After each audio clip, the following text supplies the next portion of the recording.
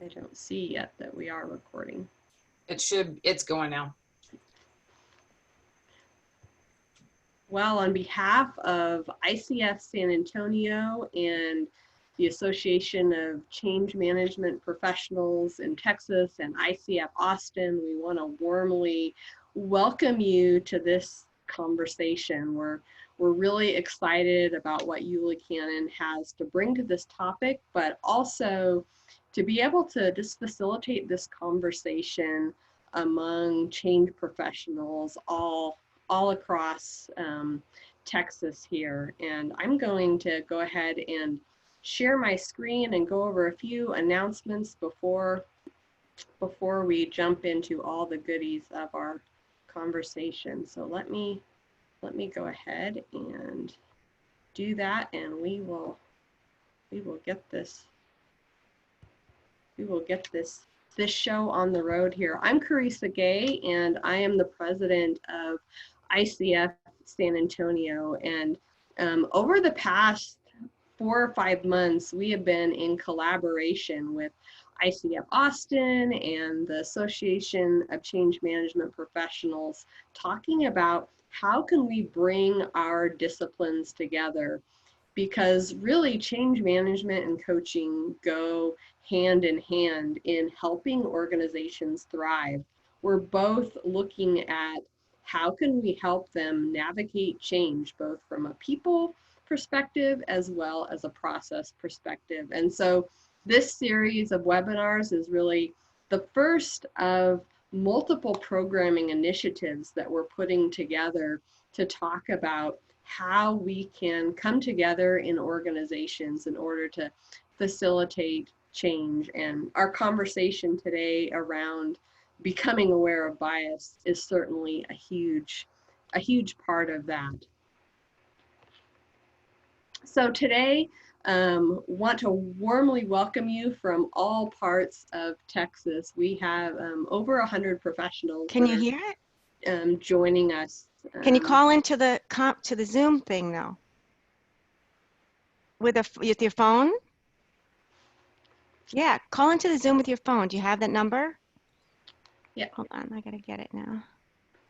Is it not coming through? Oh, it's coming through, but someone is off mute. Okay, so I'm gonna send it to you in your. Oh. I did. Hold on, I'll do it again. JC, you're not muted. There we go. Yeah, warmly welcome you from all parts of Texas. Just on the logistics end, we love having you on video to be able to engage in the conversation. But if you're not speaking, go ahead and put yourself on mute in order to make it a smooth connection for everyone. And for our conversation today, we're really wanting to highlight both the synergy of change management and coaching, but also how to help individuals and organizations uncover their own bias, and to be able to give you some tools that you can walk away with and start using personally, but also in the conversations that you're having. So our structure today, Yuliya is going to be presenting here in a moment, and she has some really rich data that we can dive into and talk about how it applies to your context. And then after about 25, 30 minutes, then we'll go into a brief breakout time where you're going to get to apply the concepts that you've heard to your own life context. And then we'll come back for a brief wrap up where Yuliya's going to share some tools that you can use and how to apply the concepts that came up in those breakout sessions. So feel free to use the chat and add in your own comments and questions, and we can keep the conversation going that way. But it's my great privilege to be able to introduce Dr. Yuliya as our speaker today, and she has a rich expertise in this whole topic of diversity and bias, and helping people really become aware at a personal level of how they're showing up in the conversation and to be able to navigate that. So when people heard that she was going to be our speaker today, we had a lineup both here in San Antonio, but all over as well. So we're excited to have her sharing with us today. So I'm going to go ahead and stop sharing here in just a moment and turn it over to Yuli, if it will let me do that. But just a quick sneak peek at the team behind these conversations. It really has been a collaborative effort all over Texas, and we're excited already for the events that will be coming in 2021 as well. And really, these conversations are all about creating those synergies, not just in webinars, things like this today, but how can we come together in the organizations that we represent to provide that awareness and the tools so that coaches and change management professionals can work together.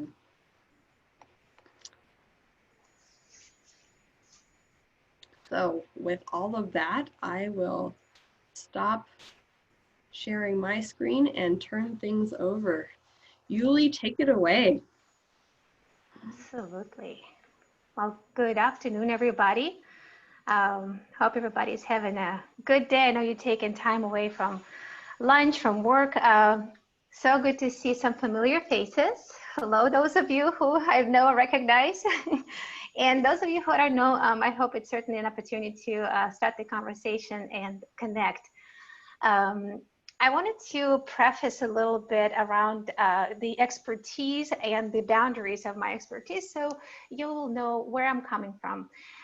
Besides being a change management professional, and that's, I think, how most of you know me, I do have background in clinical counseling and have spent many years, as we say, on the couch, working with clients in one-on-one settings. And now I am not doing as much of that, although I still feel like working a lot with clients, just it's in organizational settings. I do have an opportunity to teach master's level and doctoral level students training future therapists. So this topic is near and dear to me. Because a conversation about how we are aware of ourselves, right? How we're aware of our biases, how do we show up for our client is really paramount to fostering cultural awareness and competence. And I would say the conversation even about the bias as it is and the label as bias didn't enter the field of counseling on the day-to-day training until just recently, although we talked about it for about 2 decades already, but boy, what a topic. So ready to dive in, and what I want to cover today, because again, you will be talking to somebody who's got the therapist and clinician as a primary identity. I would love to draw a parallel and make a case of how important it is to understand the intersection of our biology and our emotions, right, which is part of our biology, and bias as a concept, as a construct. So we'll talk about that. We'll do a little bit of a brain science, but I promise it'll be fun and potentially something you can take away and use in your personal life, because we are talking about managing, I guess, or mitigating your own bias, but also with folks that you support and your loved ones. And I will present a framework that I have started using with students about 5 years ago, shortly after it was introduced, and I found it to be such a helpful tool. So with that, if we are ready, let's take off. I do invite you to share comments in the field, raise hand, jump in, and we will definitely have time at the end for just a discussion. So I want to make it as conversational as possible. All right. Well, as a primary, when we think about bias, oftentimes the conversation, especially maybe in the last few years, turns into more I would say punitive, and even the terminology bias can have a pejorative connotation. My goal today is to normalize that, right? Let's talk about bias as a really something that our brain produces and a mental shortcut that help us navigate the world. And I want to take this shameful and ineffective connotation from bias, so it helps us maybe normalize the way that we function and the way that we think about this. When we think about bias in decision making, that is certainly a context in which those two come together. So when you think about your own decision making, I envision it starts probably something like that. You ascertain your goals, you think through all the outcomes, you really cross-reference it with your own values, you scan your environment, you choose the right framework and the mental model to respond to appropriate action, and you deploy interventions on and on and on. Well, what if I were to say that really, in reality, most of our decision-making is probably made like that. We begin, we do make a snap judgment, and we tend to rationalize. And this is going to be the thesis of this talk. How do we build in a little bit of a space between the snap judgment, rationalization, and then maybe the next step is the action? To prove the point, I would like to ask you to go on this exercise with me. It's a quick one. I've given you 3 numbers, 2, 4, and 6. I would like you in the chat or raise your hand and just jump in. Give me 3 numbers that match the rule I've set in place. And I'm very curious to hear, what do you think is the rule with choosing these numbers? 3 numbers, not 2, 4, and 6, some other numbers that correspond to the rule I've set in place. And what is the rule?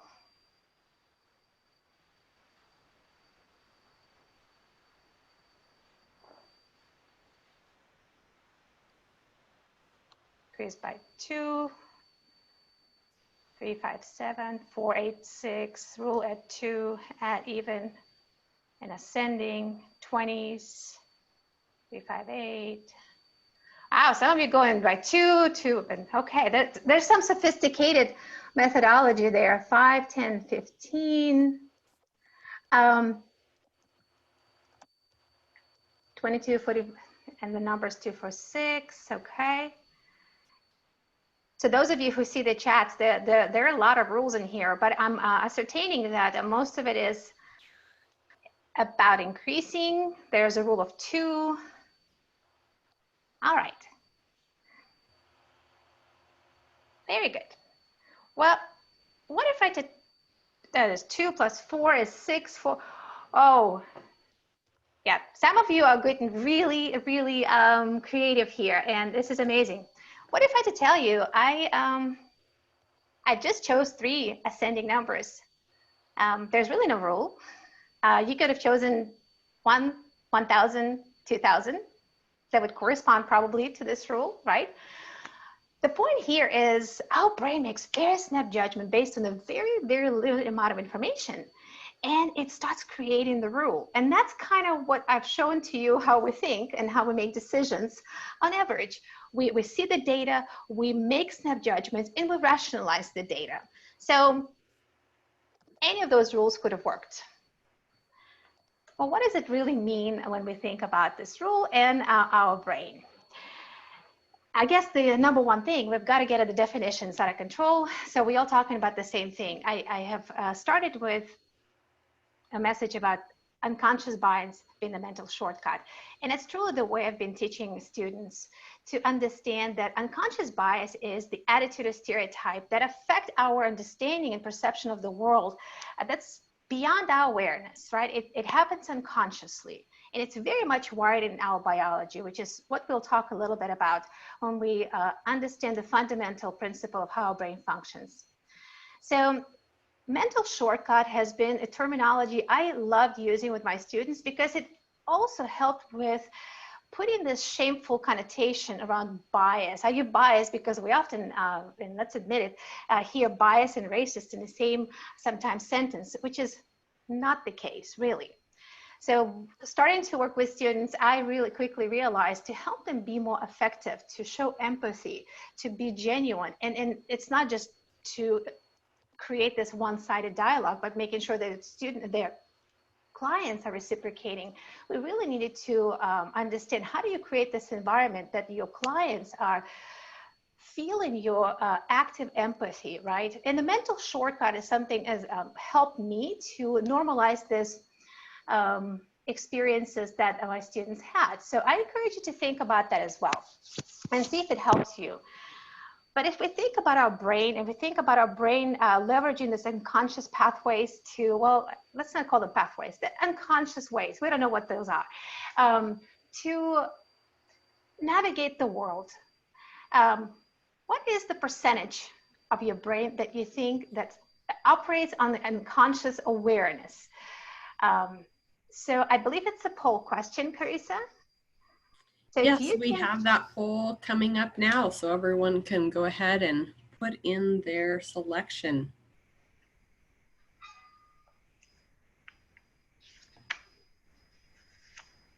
So we're starting to make that premise. Brain is unconscious. Well, what percentage of your brain operates unconsciously?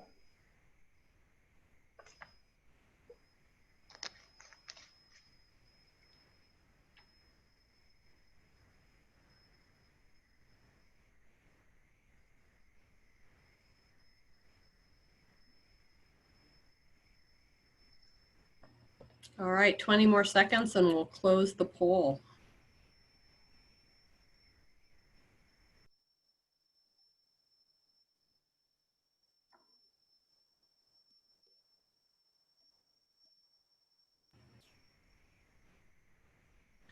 Do you want the feedback from that right now, Yuli? I would love to see where we are. 10% at 2% at 10, 20, 50, 78 at 90. Wouldn't be surprised in the presence of experienced practitioners, coaches, change managers. 90 is the proper answer, right? And that's kind of a rough order of magnitude that we know that about 90% of our brain operates in unconscious manner. Don't have to go too deep into that, but little context, we know that the brain is not a very big organ compared to the rest of your body, but it's a very energy expensive organ, and it is not able to process all the magnitude of information that we receive from the environment. So great adaptation, evolutionary, right? To preserve energy, to learn the patterns. And kind of what I also like to think when you think about biases, it's pattern recognition. And if we've learned certain pattern, we don't have to get up in the morning and think about through the process looking model, do I brush my teeth? What is my next step? A lot of those things that very much happen beneath our awareness. Well, if that is the case, then how do we really acquire information and make decisions, right? And thereby act accordingly to, let's say, our values. A helpful way to start thinking about our bias, again, besides just envisioning it as a mental shortcut to save energy, to scan the environment for threats or rewards, is to think also about the broader context in which your brain has evolved, right? There's an evolutionary perspective around how we evolved to thwart the danger and seek reward, and to be with like-minded or similar to us, similar looking people. So broader culture has definitely shaped the way that we are ascertaining information, processing it, and coming to the decisions.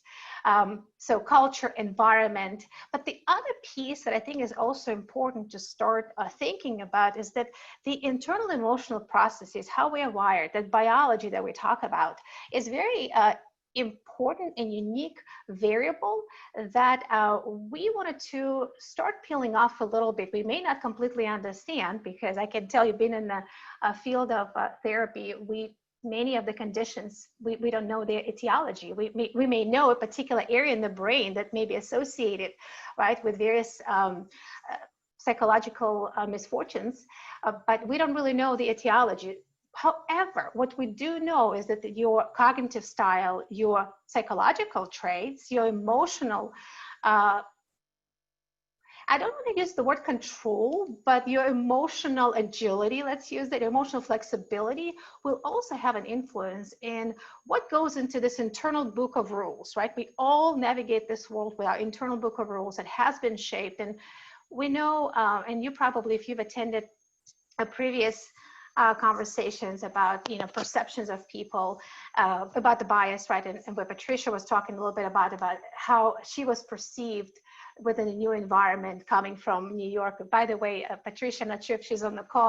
I do want to give a quick shout out. I wasn't on the call, but I listened to her talk, and it really resonated as someone who came from a different culture and came with my internal book of rules to this new culture, new environment, and how I navigated the environment here. So everything that goes into your internal book of rules, by the way, very metaphorical, not scientific term, but the term that we use often in the field of counseling and psychology is the schema, right? What is your mental schema with which you think about the world and operate? So it's very important as we start deconstructing the idea of like, well, how do we really mitigate bias, right? We starting to argue from the first principle. Let's start deconstructing things to their components. And that's how I think it will help us to think about, if you have a certain schema, how did this schema emerge through the process of your upbringing, through the culture, through the subliminal messages, but also your personality traits and the emotional piece. Before I ask you a few questions, just to give me a little reaction here, and you know, where the bias shows up in terms of how we ascertain and assess people who are similar to us, are dissimilar to us. Imagine you are telling your friend you're gonna bring a date, and who do you think your friend may have a more positive response? To the person on the left or to the person on the right? And I've given you a lot of time, but when you first saw this picture, put in the comments, whom, left or right? Left is a black and white picture, and on the right is the color picture. Left or right?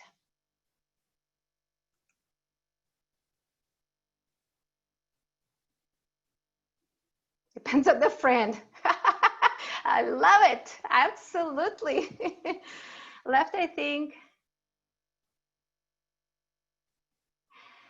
So while you're answering, very good, very good. It depends, but here's where the idea of having a schema that helps us navigate the world, right? It can help us with making decisions, but here's where I also want to start contextualizing bias is maybe categorical item of where it can lead us astray when we make social perceptions and make judgments, snap judgments about people that are dissimilar to us. One of the very, very primal biases around in-group, out-of-group. We have more affinity towards people that we like, and it's just study after study, even implicit association test, which by the way, you probably have heard, and if you're not, and we'll talk briefly later, the Harvard project, implicit project, and the implicit association test is a great way to see kind of your affinity towards similar people. Okay. I love all the answers here, waiting for the punchline. The left is a criminal.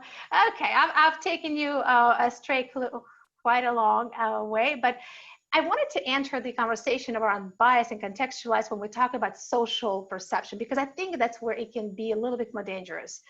All right, everybody knows the guy on the left? Ted Bundy. Very, very famous serial killer. Some of you may not know John Fetterman, but John Fetterman, he is now Lieutenant Governor of Pennsylvania, and the tattoo that you see on his arm is actually the zip code of his area. He's got master's in public services, I believe, from Harvard, and many accolades. But nevertheless, this person has done so much for his community. In Pennsylvania. He was mayor of a small town in that city. The point is made, right? So we make quick judgments based on the appearances of people that are just dissimilar to us, and infer and then rationalize as a result of that.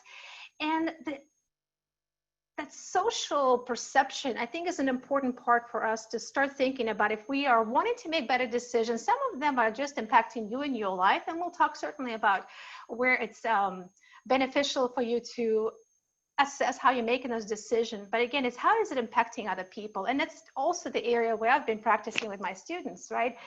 When, especially when I talked about how do you establish this therapeutic relationship with clients? How do clients ascertain your competence and likability, and how do you react to your clients in this snap judgment moment without even understanding? Two key elements within social perception is likability and respectability. We assess those in milliseconds before we're able to even rationalize. And those two come from how warmly we feel towards other people and how competent they are. Interesting fact about the warm, and I've used it with my specialist students as one of those recommendations. We don't try to manipulate the environment too much, but we do a little. I say, offer your clients warm tea. Why do you think a warm drink will help with the likability perception? You want to leave a comment? I'd like to hear that. So while you're sharing comments about why would warm tea help perceive another person as more likable, I'll add that it's a very easy trick if you're going into working with a client, or if you're in a negotiation, or if you're meeting somebody for the first time. Have a, care, comfort, physical warmth, absolutely. And by the way, all of it really stems from early attachment, which is one of the theories we also think and ascertain of how we assess the environment is through the attachment that we as individuals develop with our caregivers. And the first feel that a baby experiences, or sensation, is touch of a mother's skin, right? And that's the warmth. We actually now also recommending that the fathers, open their chest and put babies here as well, but it's very, very important. So I like also tea allows to pause during the conversation. Yes. So little tip, but I recommend if you wanted to establish warmth, that's just a little trick you can use. Share a cup of hot tea. Oh, by the way, it can be coffee as well. I know some of you coffee lovers like myself. Respectability, so competence. Think about how many various and variables in the realm of competence. It will vary depending on the culture, but here, let's say in the Western world, we perceive somebody who's tall as more competent, right? We perceive somebody with attractive features that we perceive attractive, which of course have been established by the cultural norms that we subliminally imbibe on a daily basis as somebody who is more competent. Also, if somebody looks like us a little bit, we ascertain as more competent.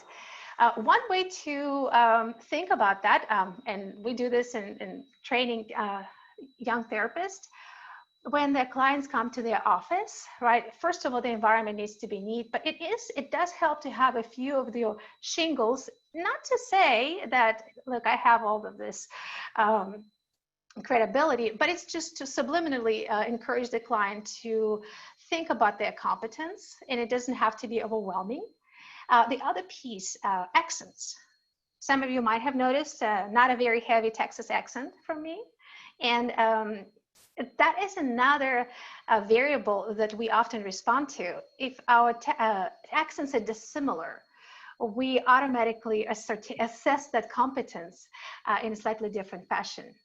Do you know which accent does not succumb to this evaluation? Of all the accents in the world, which one we do not assess as less competent or less intelligent? There's one accent in the world that escaped this misfortune. Yep. How do you all know it's British? Exactly, King's British. James Bond. Yes, exactly. So that's another piece. here's another recommendation that I make. If you are meeting somebody for the first time, I do it with students, I do it with clients, just while they're trying to place me in this whole competence, I often do mention a little bit about my background, which is Eastern Europe, Belarus, born and raised. Of course, in the context, I don't start it with, hello, here's a cup of warm tea, and I'm from Belarus, right? But I do try to make sure that I help the client just not scan the environment as much and not think as much about all those variables, so we can focus and proceed with engagement. Okay, those are little tools I think that will be helpful as you can apply them in your own life. The next element that I wanted to share with you is now that intersection of emotion and the brain. So if we start thinking about how the brain makes us snap judgments, and it really is a biology that helps us navigate the complex environment. The quote from Neuro Leadership Institute about if you have a brain, you have a bias is something that we use in education now a lot. So there's not this debate. We are less biased, more biased. We all biased. It's just how we are wired. Now, what are we going to do about that? That's a starting point for us. Where this discussion sometimes lead me astray, especially with my doctoral students who love to spend time really creating fantastic debates, is this dichotomy, and I also like to just get it off the table, of rational and irrational. Let's admit we have been worshiping at this altar of rationality for quite some time. I think throw an example of Plato. Aristotle wasn't very different, right? We talked about two competing priorities when how we make decisions between our emotions and our reason to be two horses pulling different directions. Well, it's not really the case. And this dichotomy around how we function, I think has created and prioritized, created this deprioritized focus on intelligence and control and stoicism. By the way, all the very, very important variables, I think they're critical, but we tend to then relegate emotions to a more primitive realm, to something that we are not able to control. Well, I beg to differ, because emotions are really a driving force in how we shape the world and how we shape our reality.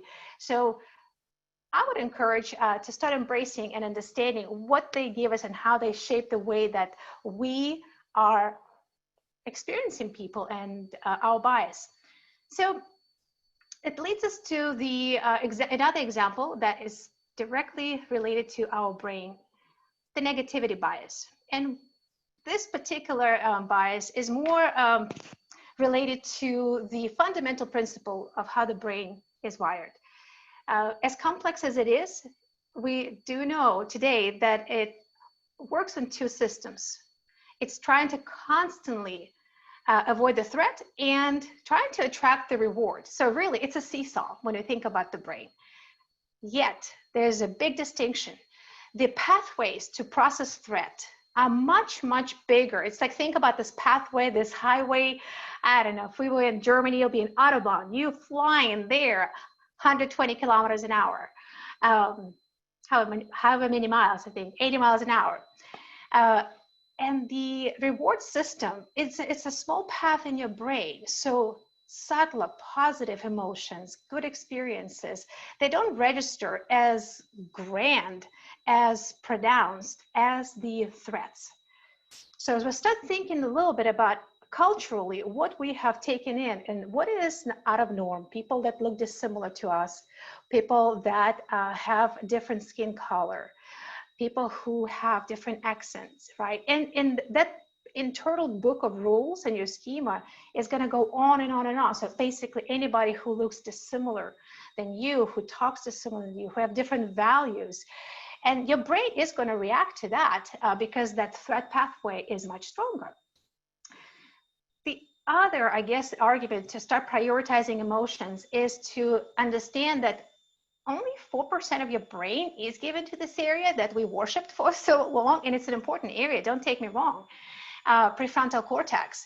But the rest of your brain, so 96%, is, by the way, not quite, because there's also cerebellum, but in broad strokes, the rest of your percent is, we'd call it unconscious, right? It's occupied by your limbic system and your cerebellum, and that limbic area controls the way that you process the world, and not only what's coming into you from the external world, but also what's coming out.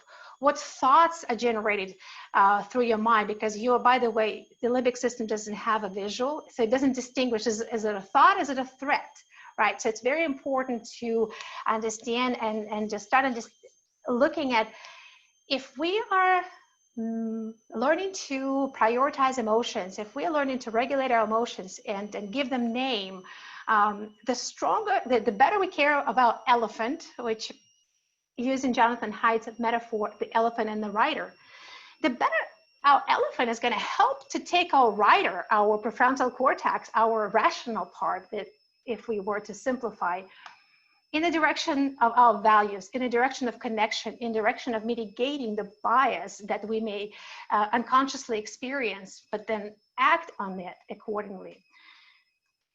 So, all good. Take care of your emotions, right? The takeaway message. We wish it was that easier.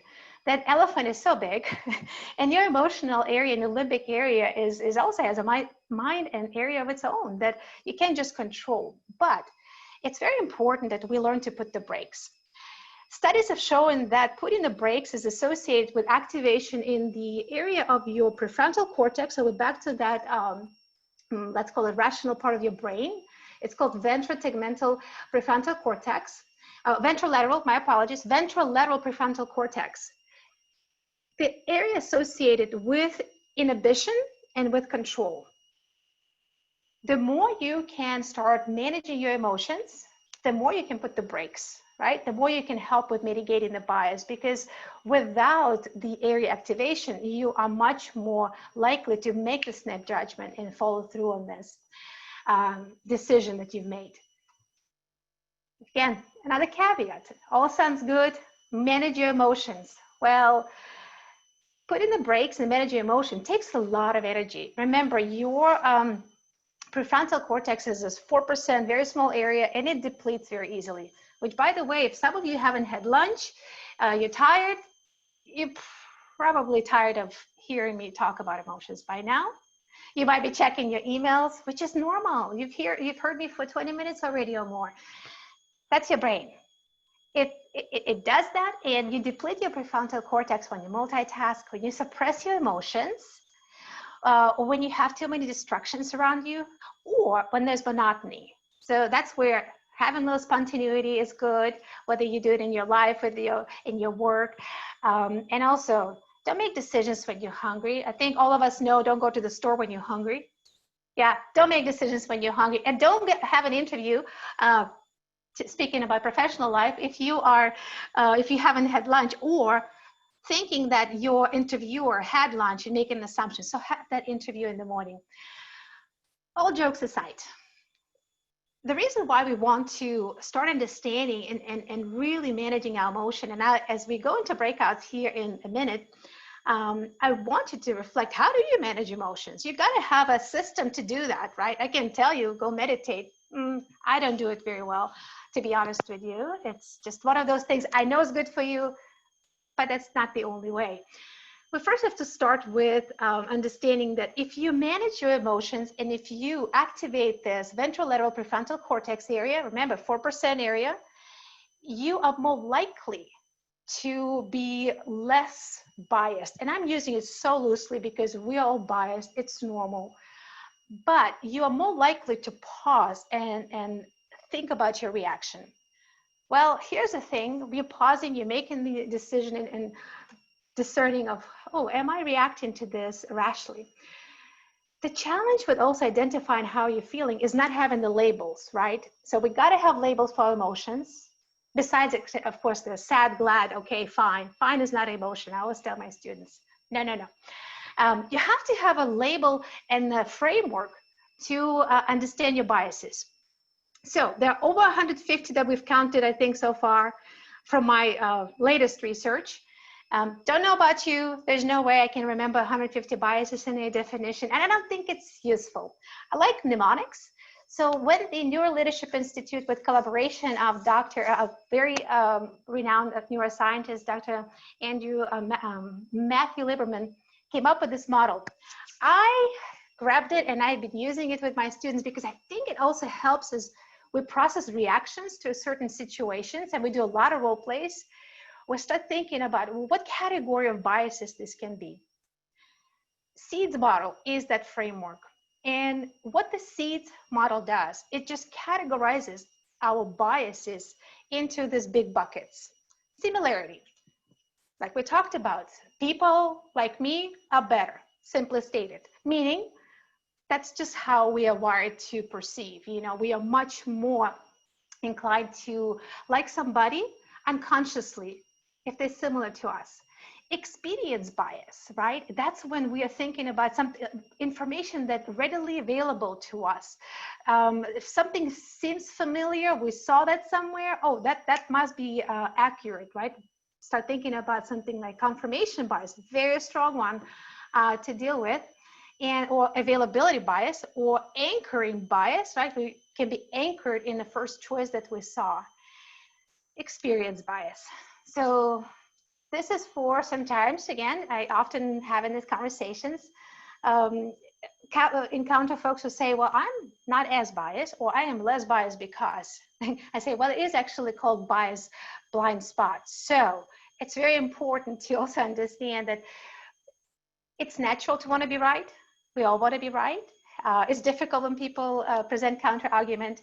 So our perception's accurate and know-it-all kind of bias falls into the category. Distance bias. So closer is better. And here and now, something that's in our proximity is another piece around distance, meaning it's much more difficult for us to plan for the future. That's one of the reasons that maybe many of us don't save for 401k, because it's hard to envision ourselves in the future. As well as endowment bias. Like if we have something, right? If I bought this bottle of water and it costed 5 cents, if you ask me to sell it to you, I'll say that's about $2 bottle of water.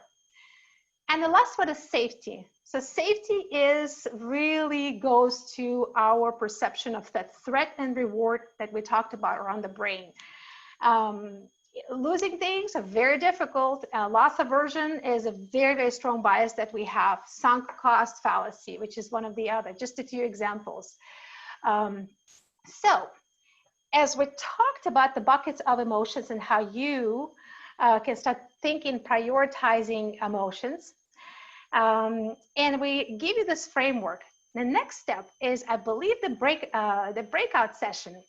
Yeah, we'll talk about after the breakout, where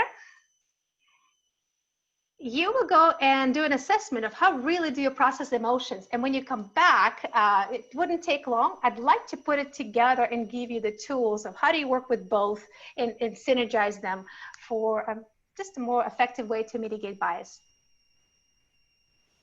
Wonderful. So in just a moment, you'll be going into breakout rooms of about 4 people. And in your breakout, you'll receive 3 quick scenarios with different responses to each of those scenarios. So just take a few moments to rate yourself in those different scenarios and have a discussion as a group of what did you notice about how you would typically respond in those scenarios. And then we'll use that to come back, and Yuli has some great tools on how to be able to draw meaning from that. So we'll all be going to breakout rooms here in just a moment.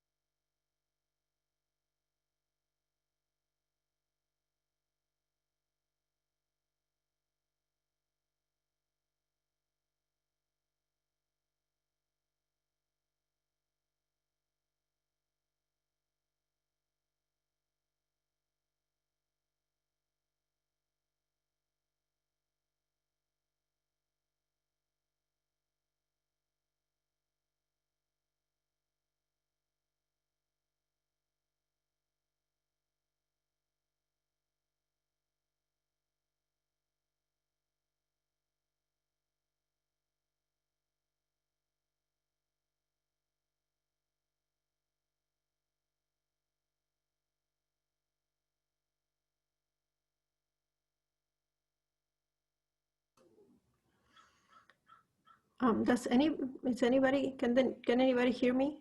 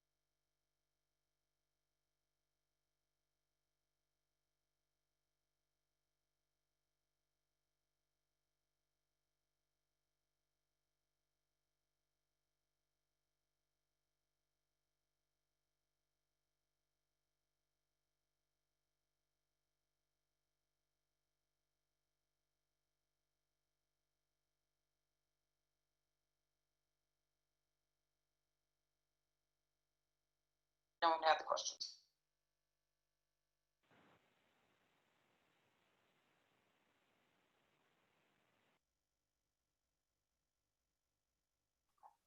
Yuli, we've got the questions ready in a poll.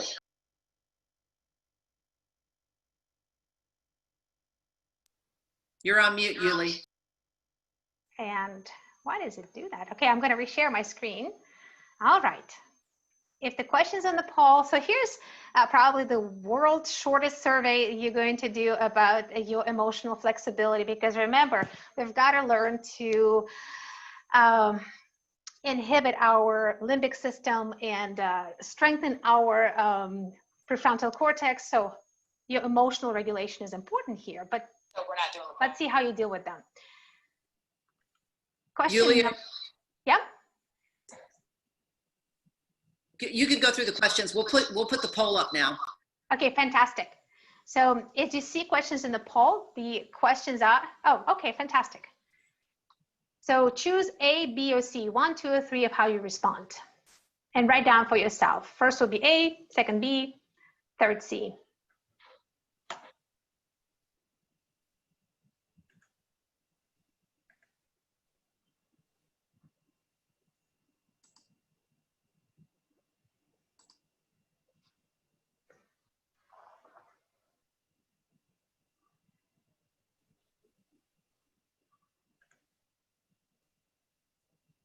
Do you want the feedback immediately, Yuli? We can, yeah, we can show it. But more importantly, I think it's more, I'd like for you to know your feedback. So you'll see, you know what? We don't have to show feedback. How about that? All right, so poll question number 2. Because I think if we're going to show it, there's also the bias to present yourself in the more, unless everybody's eating and emotions are under control.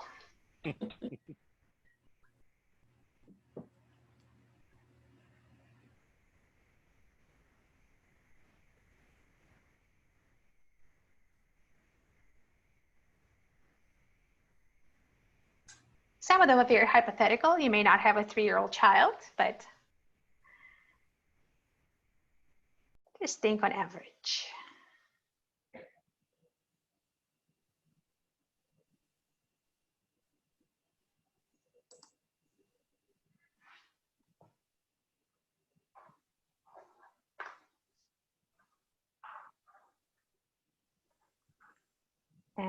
we have.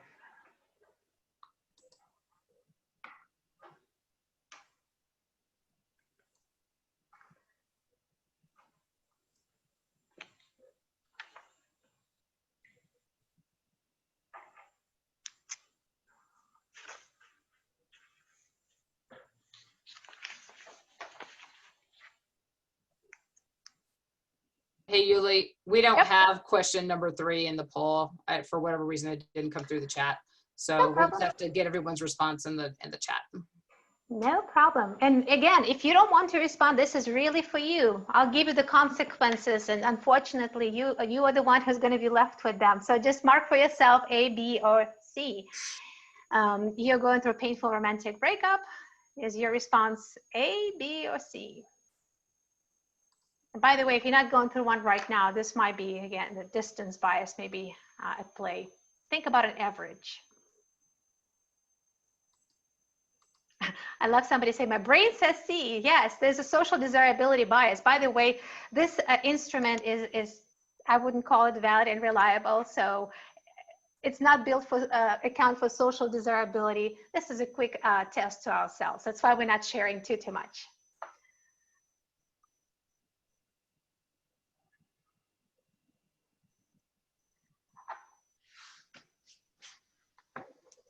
All right. So in the interest of time, I think all of you have gotten a bit of a pattern right now with how you responded. Let's do a quick assessment of our emotional world. And I'm going to use humorous terms, but they really do correspond with the way we manage emotions. So if you answered A mostly, you are what we call a bottler, right? You bottle the emotions, you suppress the emotions, you rationalize your emotions, and you push them away. Happens. If you answered B, you are what we call a brooder. And the tendency about brooding is what? Ruminating, right? Dwelling on your emotions. And C, you're showing some emotional flexibility. By the way, you might be questioning like, well, why don't we have the response where you just burst out so much and you're in anger? There's a reason why. That is actually a combination of both brooder and bottler. From the effectiveness or consequences of the processing the emotion, you get the best of both worlds. And I say it in parentheses. Okay. So why is that important and what does it mean? Again, just remember your limbic system, the one that's really going to help us to help mitigate the bias in the time of making a snap judgment decision that we want to be, maybe not aware, but understand how it functions and how dominant it is. It definitely is going to be much stronger responding to the negative stimuli. So it's much more difficult to create links when they're there, but then they're not there if you are in the negative state of mind. So think about when you are in a decision making, check your state of mind. Where are you right now? What's happening to you as you're going into the interaction?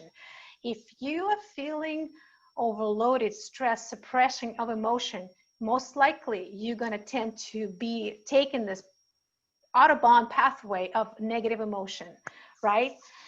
So that's something we have to establish. The one piece, and I think I heard that been described in the previous session, the allostatic load increase is a very important term. We use it a lot in clinical work, but it's when you are over time, you're taxing your adrenal glands, there's a lot of cortisol in your blood, and this is what we call perpetual stress.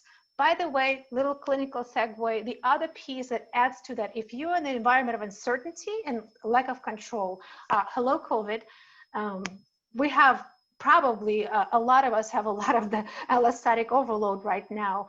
And that's just because we where we are. So the reason why it's dangerous, besides of all the various impacts on your bias, but it also stops growth of new neuronal pathways in your hippocampus, right? And we need that for forming new memories, new perceptions of the world. So your emotions do play this key role. It's an elephant and the rider role in the managing and mitigating your bias. Few consequences for your suppression. Those of you who suppress, by the way, they don't go away. I'm not suggesting just to flood, but your emotions do need to have a place to live, to come to some kind of a surface. And it's very helpful to label your emotions, to start expanding your emotional vocabulary. Suppressed emotion, they weaken your immunity. They really contribute to, if we start talking about your health, there's an increased association with heart disease, mental health. And then again, if you're suppressing emotional, the leakage is going to happen eventually, right? The internal dialogue, how do you suppress them? You might be overindulging on the Netflix show, drinking, disconnecting from people, burn yourself at work, and things of that nature. So the important part when we also think about bias, because think about the interaction and social engagement, is that we feel other people's emotions through our mirror neuron. That is an important way to experience empathy. We feel negative emotions or suppressed emotions. You may not be showing it, but without a conscious awareness, another person will feel that and respond in a way that probably has some discomfort for the connection. So there's a piece to the suppression that's important to understand. Rumination, probably very similar. We don't have a different category of how it will impact you, but there's a little bit about rumination, because think about, you're constantly reinforcing the pathway, and the stronger it is, the Habs law, what fires together, wires together, is important here, because if you're reinforcing that negative pathway, you are much more likely to take that. You're just going to speed down Autobahn versus, hold on a second, there's a smaller path. And could I take that? Could I explore that? So if we talk about your brooding as related to worry, right? You may not face emotional leakage here. You're going to have a flood, right? And that flood can be turning towards yourself, turning towards the world, shame, guilt, all of those things that prevent you from creating that space in reaction to the world that's more aligned with your values, with what you want to be, with what you want to portray.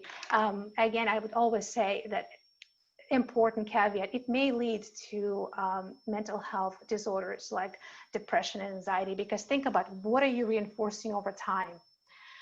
So now that we have established to some extent that it's important, your emotional life is really going to be critical. It's going to be the most paramount way of mitigating your bias. I'm going to encourage you to follow the framework. Well, first of all, we got to accept that we all bias. And well, I'm going to encourage, look at me prescribing you. I'm going to encourage you to accept that if you have a brain, you have a bias. That's number one step in this whole, how do we do, how we address that? How do we mitigate that? Whatever terminology you ascribe to. Second, we've got to label it. And I'm going to encourage you to take a step further. Labeling a bias is going to be secondary. It's going to be very difficult because, again, we don't stop and pause and say, I might be biased in this situation. 90% of actions are unconscious. But you're much more likely to label your emotion, to recognize, oh, am I feeling a little pressure? Oh, what is going on? Why am I still, it's 7 o'clock, why am I still working? What am I feeling? Your emotional labeling is going to help with the mitigation of that reaction, suppression or brooding. Very important. And naming emotion, giving yourself space. And also, it's going to activate your ventrolateral prefrontal cortex, that area that help you with reducing the bias. Use these categories. I don't know if we have a chance to share this. I'd love to share this slide if it helps. I use that with my students. Recognize the categories and how they look like, right, the similarity, but start thinking about how to mitigate. I've given you quite a few recommendations, but I would say again, acceptance, labeling of your emotions, and secondary labeling the areas where you may fall as you're making decisions. Put the brakes on. Slow down when you're making a decision. It's so important. And as a matter of fact, it's always good to take a step back and say, let's come back to this decision. Let's evaluate the facts. Be mindful of analysis paralysis, especially if we have too many choices. Our brain does tend to do that. But making a decision outside of your emotional maybe flood is going to be one way to mitigate that. encourage a independent perspective or a third person. If you don't have that, sometimes you don't have that opportunity. Think about in third person. We often use it in therapy. For instance, like, what would you tell yourself as a child? Which is it's not a manipulative, but it's one way that we encourage some compassion, right? It's so important to foster that, because very few clients would be very negative, speaking to themselves as young children. And that's a good way to take this third perspective and learn to start taking perspective taking in general. Learn to self-evaluate and label your emotional life and how you feel. And I think to do that, we've got to expand the vocabulary. This is one of the first things when I teach basic counseling skills. We actually do encourage students to learn a whole range of emotions, and it's over 120 different words. Not a full list, but we start using them even when we're reflecting how somebody is feeling. Play devil's advocate, right? It's something you can use with your team, with your family. Have somebody who is there specifically to find some holes or argue a counterpoint, just so we are de-risking our decision, right, in a way. But make sure that the rules are on the table and everybody understands that this is a role that's going to rotate. If it's a family, I've done it with again in work environments, but we know that it's a rotating role, so we don't associate now all of a sudden the person who's presenting counter arguments with, he is just a naysayer, right? Because of our confirmation bias. Also recognize that we tend to value something that's near and dear, the endowment bias, to us much greater than somebody that's more distant. So when thinking about decision, or making a decision about something that considers long-term impact, see if you can take distance out of the equation. How would that change your reaction, right? And again, as always, remember your biology. You take care of yourself, your emotional world, your other people around you will reciprocate because of our amazing ability to connect through empathy, through mirror neurons. This is just one of the ways I think you can strengthen your decision making. You can help manage your emotional life and notice what are the areas where you need some more support. For instance, I'll give an example. Somebody who's an immigrant, I'm very aware that I'm even probably doubly risk averse. So the safety bias for me is an important one, that we have a strategy in our family. When we're making a decision, I will be the first one to hold on to anything I have. I won't let go of this over time. But that's an area that over time I've developed awareness and I know where it's coming from. And I have strategists and I have people that help me, people that I trust, to help recognize is that might that be associated with just your upbringing and somebody who came to this country and had to prove themselves and start from scratch. On that, I'd like to pause and give it over to Carissa and Aurora. Thank you, Yuli, for such a thought-provoking presentation. It really was a journey that helped us understand our own internal landscape. And when that landscape is clear, that really gives us the tools to be able to interact with others. And invite everyone to put in the chat, how did the tools in this conversation, how will they equip you in uncovering your own bias? What's your observation from our conversation today? And definitely a lot of content-rich material in the slides, so we'll make sure everyone that was registered gets a copy of some of those charts so that you can have them for your reference as well. And this conversation is just a part of this ongoing series focused on uncovering bias and how we can facilitate that both for ourselves but also for organizations. So definitely want to invite everyone to join us next month on October 15th. We'll be having Dr. Dorinda Roll speak specifically to this topic of how not just to resolve bias personally, but also in organizations as well. So bring up the slides here. It's a little bit behind, but it's going to be another rich conversation with Dorinda as well. So stay tuned for that on October 15th, and then we'll have another event in November and be wrapping up in December with a happy hour conversation to be able to reflect on all that we've learned in this journey. To stay in touch with our organizations, please reach out to ACMP as well as ICF Austin and ICF San Antonio. There's ongoing programming that you can take advantage of, as well as the opportunity to network with other professionals.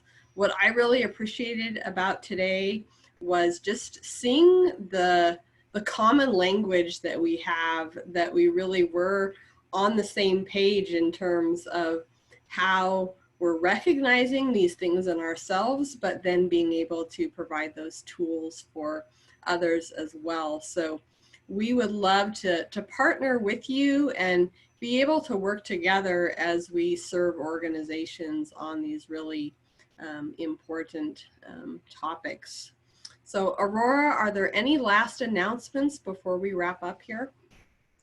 Just again, a really big thank you to Yuli and also the partnership that we have with ACMP Texas. This is the power of partnership, where we've come together to really leverage what's happening inside of organizations, but also with people and how we can sustain change. So Yuli just gave us some powerful tips on how to do that. And Yuli, for that, we are so grateful and thankful to you. Thanks for inviting me. Truly, it was a rich conversation, and please keep the conversation going, whether it's on social media. ICF San Antonio has a Slack channel, and we have professionals from all over the state that are on there to be able to talk through issues like this or bring up opportunities. So would love to have you a part of that channel and joining the conversation as well. So, yes, Carissa, one more thing, a reminder. Thank you, Lynette, that this session has been recorded, and you will also find it on all of our channels. ACMP Texas has a YouTube channel, so does ICF San Antonio, and we also have, ICF San Antonio also has a SoundCloud channel, so you will be seeing that information. In terms of CEUs, we will be providing a follow-up on the CEUs, and that's going to come from the respective ICF chapters that you registered with. Thank you, Aurora. We look forward to continuing the conversation with all of you next month and in other venues as well. So have a wonderful rest of your day.